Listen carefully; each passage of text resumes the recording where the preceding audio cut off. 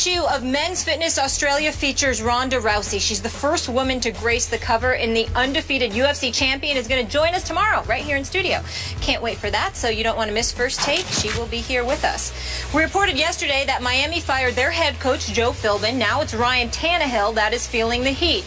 According to multiple reports, Philbin told the Dolphins practice squad players to go easy on Tannehill so the quarterback could get some of his confidence back. Reportedly, Tannehill was throwing so many interceptions in practice that he was frustrated to the point where he would talk trash to certain practice squad players. After they would pick him off, quote, listen to this, "Enjoy your practice squad paycheck. Enjoy your practice squad trophy."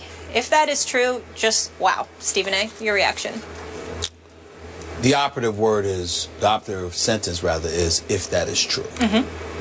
Because we don't know. Yep. If that is true, Tannehill has lost his team.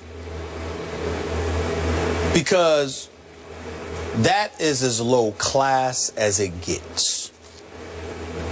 If that is true, the only reason Tannehill didn't get punched in his face is because guys were on a practice squad and they want a chance to be in the NFL, and obviously you saw what happened with the Jets. Or the coach had instructed them to take it easy on the starting quarterback. You know, well, keep in mind, Skip, that according to the reports, once the coach had instructed them to take it easy on Tannehill, what they did was stop running altogether whenever he snapped the ball.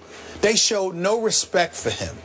You're the starting quarterback, paid $95 million, $45 million in guarantees, and practice squad players have to take it easy on you. How in God's name can you be a leader? I mean, that's worse than anything I could imagine with Jay Cutler. I mean, let me apologize to Jay Cutler. For you to say that, I never even heard that about. Did you just say let you apologize? I have to apologize to Jay Cutler because I never even heard anything that bad about him. I never even heard anything that bad about him. With a practice squad, with a practice squad has to take it easy on you, and they're so annoyed and disgusted with the human being that you've revealed yourself to be that in protest, as practice players, they sat up there and said, we just gonna let them throw the pass because we can't win. We damned if we do, we damned if we don't. We get up in them, the coach gonna protect them. We intercept them, the coach gonna protect them. Okay, we take it light on him. We ain't accomplishing anything for ourselves. So why bother? That is the epitome of losing your team. I mean, that incident alone warrants Joe Philbin being dismissed as head coach of the Miami Dolphins. And I take no pleasure in that. I don't want this man fired and having to lose the ability to provide for his family. I hope that he lands another job as a coordinator tomorrow. He's just not head coaching material to me. He's a coordinator. So with that being said, let's be clear about something here. The real issue is Tannehill. The real issue is the fact that practice players are picking you off. The real issue is that you kids, you lost to the Jaguars, okay? And obviously you just lost to the Jets, okay? You're not having a good season. You're 1-3. You got wiped out by the Bills. You got wiped out by the Bills at home with Warren Buffett in attendance with your owner, Stephen Ross, okay? I mean, you were so bad that Warren Buffett wouldn't give you stock options. That's how bad Ryan Tannehill and the Miami Dolphins were that day. I mean, please. So when you look at it from that perspective, here's the bottom line. This new guy, this was Dan Cunningham, is that his name? Dan Campbell. Dan Campbell, right? I got to admit to you, Skip, he's just a tight ends coach. And in one press conference with him, I saw what I saw more in 3+ years with Joe Philbin. I'm with you. And I said this, I looked at him and I said to myself, well, he's not going to have a problem getting in anybody's face. Right? No. I mean, do you see how massive this dude was? I was sitting there saying, are you sure he ain't playing? Are you sure he ain't playing? He was a player. He looks like he can play right now. That's a big boy. That's a big boy. So I'm looking at it from the perspective of, this is the kind of guy that can get in a dude's face. Let's go. This is what you need to do. This is your job. If I'm him, I'm calling Ndamukong Suh and the crew up in there today. What do y'all want to do?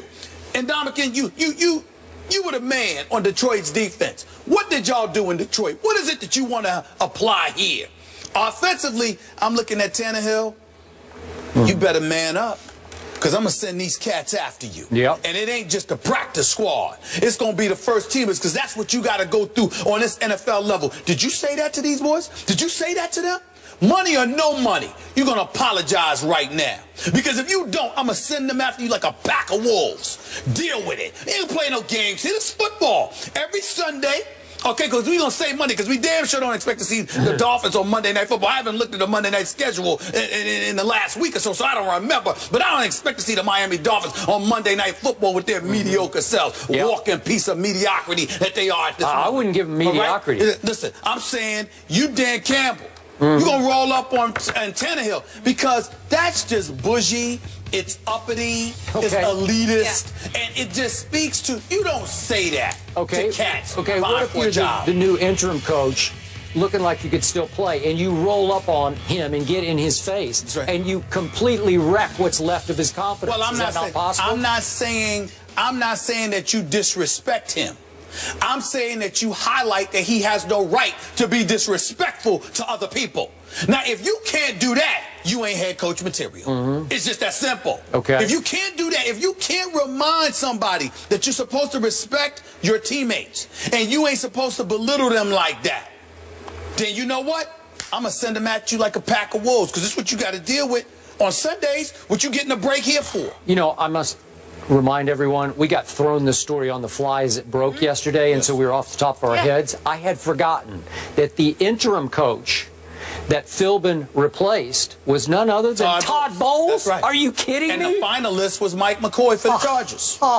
So he takes his team to the, I'm saying he takes his team to the playoffs his first year in San Diego. And Todd Bowles, even though we like Todd Bowles a lot and we appreciate the job that he's doing, it's only 4 games in. I understand. McCoy took the Chargers to the playoffs. I'm betting on Todd Bowles. So am I. I'm betting on him. So am I. Yep. Okay, so back to the story. Look, I don't want to beat this to death. I've been on record before Tannehill's draft. I just never loved him for exactly this reason. I watched him a lot in college, and he never had consistently confident body language. His teammates never consistently responded to him as the driving force of the football team. He never looked like he really believed he was a quarterback. Remember, he was a receiver for a while in college, and he always looked like a talented receiver playing quarterback to me. He's got skills, we know that. He's not terrible, he's not a bust, he's just not that guy. And you're betting on that guy, and I told you yesterday, it's going to be hard to fix the Dolphins until you fix him, and unless you can fix him, I don't think he's that fixable, given all this. Well, so, okay, then where do you go? And let me do this about Stephen Ross. You've read a lot about him. Talking about South Beach, talking about wealth. He's an A-lister, right? He wants to have A-lister celebrities in his box during games. But why don't you hire an A-list coach? Because how do you pick Joe Philbin, the offensive coordinator at Green Bay, who didn't even call plays? How do you do that? Because he's a nice guy, because he's impressive when you talk to him, because he comes across as a guy I could get along with? Why wouldn't he supposedly flirted with Harbaugh? I don't know what went on. He denied it, but whatever.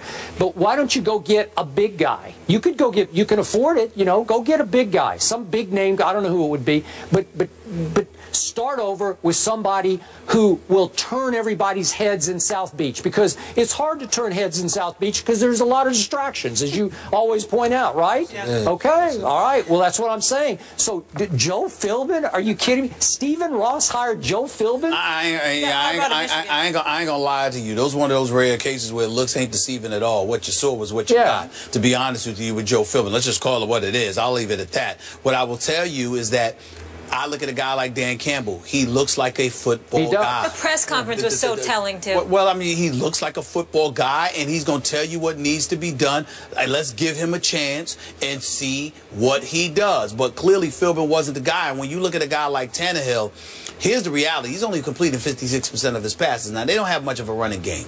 That's the bottom line. They got the worst one of the worst running games in football. There's no question about that. They got the 30th ranked offense. He's been sacked 10 times. We ain't even counting how many times he's been hit. So when we look at it from that perspective, when you hear this kind of stuff, you literally have to wonder.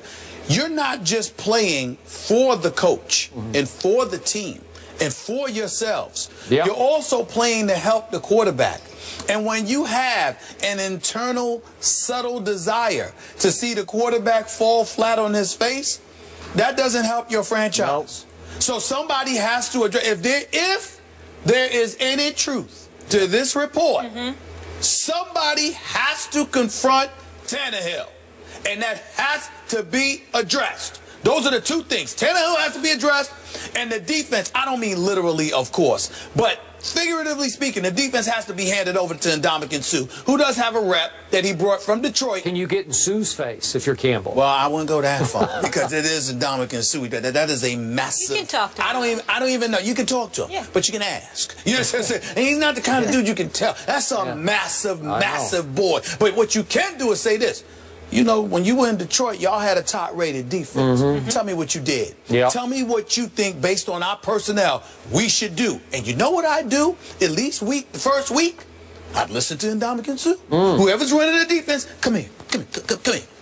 Listen to this dude right here. What you say? The mayor down there. What you say? I am the He's got the key to the city. I got the key to the city. But what I'm saying to you is this. That's what you need to do with Ndamukong Suh. Come here. Okay. You need to listen to him. Whatever he say, just try it. Just try. Let's appease the big boy, because when he ain't right, what is right? You don't want. It's one thing for him to be mad against opponents. For him to be mad internally, that makes life very, very difficult. Because what you gonna do about him? You can't get security to do anything about the Ndamukong Suh. Nope. No, you just, hey, what's wrong with trying? What you need? Do you need anything in Ndamukong? Can I get you a cup of coffee? Yep. Do you like Starbucks? You want a vanilla latte, small or large? What do you want? I don't know if I go that far. What can I do for you? That's what I would be doing with Ndamukong Suh. The three key words, though, which you mentioned, if it's true. Monday, December 14th, guys, they are on Monday Night Football. Really? Giants come to town. Really? I wouldn't mind being in that that's one. a cakewalk for the Giants. Would you guys want to go on the road for that? You know what? Nice. I might go. You know, Ray Lewis, Trent Dilfer, Steve Young, they have invited me. The South Beach, Monday Night Football. That don't sound like a bad option. I'm just saying. It might happen. It might happen.